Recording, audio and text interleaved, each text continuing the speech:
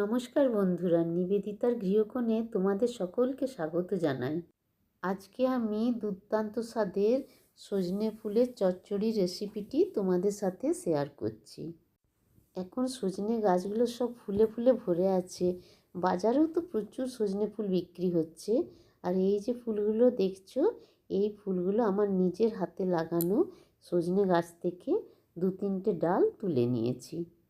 সজনে ফুলগুলোর মধ্যে প্রচুর ধুলো থাকার জন্য ফুলগুলো আমি খুব ভালো করে 3-4 বার জল পাল্টে ধুয়ে নিয়েছি। একটা কড়াই গ্যাসে চাপিয়ে সমস্ত ফুলগুলো একবার ভাপিয়ে নিয়েছিলাম। সজনে ফুল খুব নরম বলে আমি এখানে 2 মিনিট মতো ভাপিয়েছিলাম। আমার ফুলগুলো ভাপানো হয়ে গেছে। এরপর আমি গ্যাসটা অফ করে দিলাম। এখানে আমি 1 গ্লাস ঠান্ডা জল কড়াইয়ের মধ্যে ঢেলে দিলাম। সমস্ত ফুলগুলো কড়াই থেকে নিংড়ে একটা পাত্রে তুলে নেব।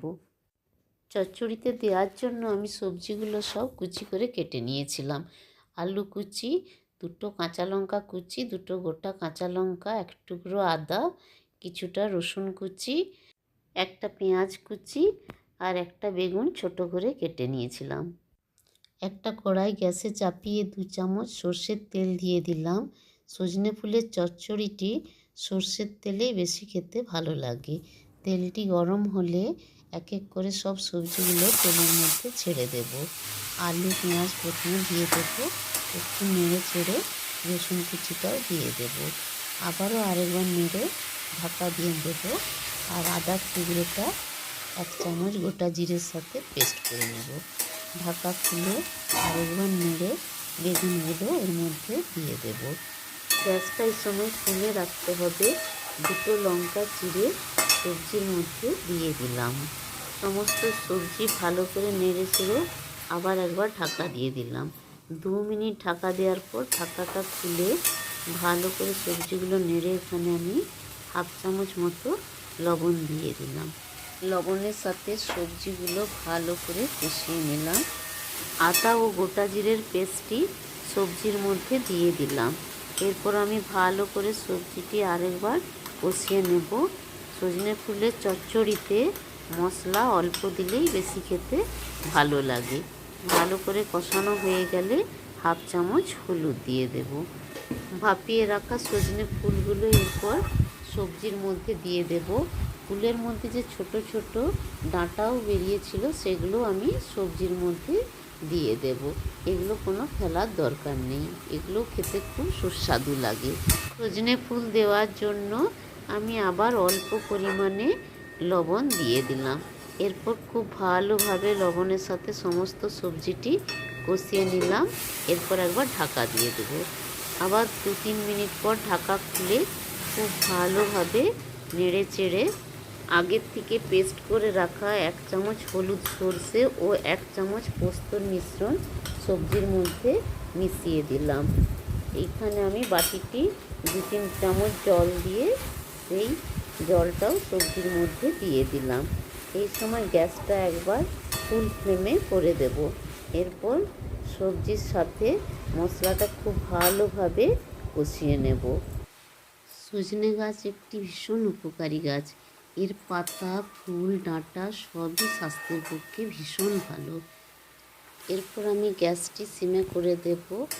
ভালো করে সবজিটি কষিয়ে নিয়ে আগে থেকে কেটে রাখা কাঁচা লঙ্কা কুচি ও 2 চামচ সর্ষের তেল সবজির মধ্যে মিশিয়ে দেব।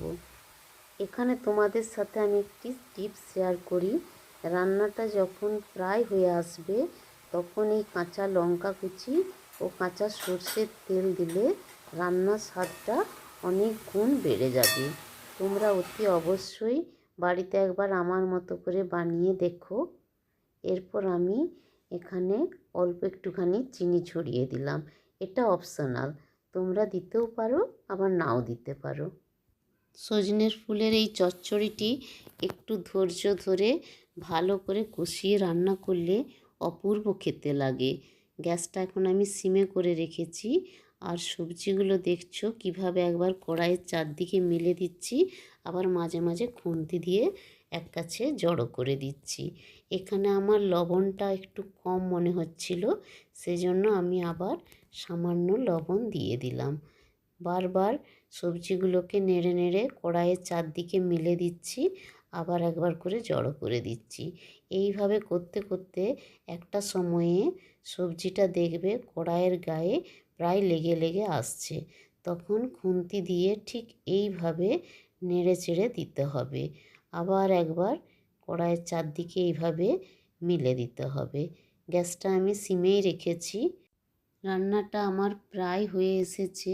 এখন তোমাদের দেখাই আমার সমস্ত সবজিও মোটামুটি ভালোই সেদ্ধ হয়ে গেছে। এই দেখো তোমাদের দেখায় আলুটাও কত সুন্দর সেদ্ধ হয়েছে। বাকি সবজিগুলো তো খুব নরম থাকার জন্য আগেই সেদ্ধ হয়ে গেছে। কিন্তু সব রান্নার সবজিগুলো সেদ্ধ হয়ে গেল, আমি এখন গ্যাসটা অফ করব না। আমি আরও 2-3 মিনিট ধরে তোমাদের দেখাই এইভাবে নেড়ে চেড়ে সবজিটাকে আরেকটু ড্রাই করে নেব। আস্তে আস্তে নাড়বো, আবার একবার করে কড়াইয়ের চারদিকে সবজিটা মিলে দেব। এতে কি হচ্ছে, সবজিটা কড়াইয়ের গায়ে লেগে এলেও লাগবে না। এই দেখো ভালো করে দেখাই তোমাদের। কাঁচা লঙ্কা, কাঁচা সর্ষের তেল, সর্ষে, পোস্ত এবং সজনে ফুলের মিশ্রণে একটা অপূর্ব গন্ধ ছড়িয়েছে। গরম ভাতের সাথে এই সজনে ফুলের চচ্চড়িটি খেতে খুব সুন্দর লাগে। আমার রান্নাটি এইভাবে বাড়িতে বানিয়ে দেখার জন্য তোমাদের সকলকে বিশেষ অনুরোধ রইল। তোমাদের সকলের রান্নাটা কেমন লাগলো অতি অবশ্যই আমাকে একটা কমেন্টে জানিও। ভালো লাগলে একটা লাইক দিও এবং বন্ধুদের সঙ্গে শেয়ার করো। রান্নাটা আমার কমপ্লিট হয়ে গেছে। গ্যাস অফ করে সবজিটি আমি একটি পাত্রে সার্ভ করে নেব। যারা আমার চ্যানেলটি নতুন দেখছো, এরকম সুন্দর রান্নার রেসিপি পাওয়ার জন্য অতি অবশ্যই সাবস্ক্রাইব করে দিও।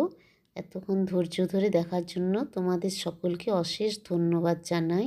Tata, bye bye.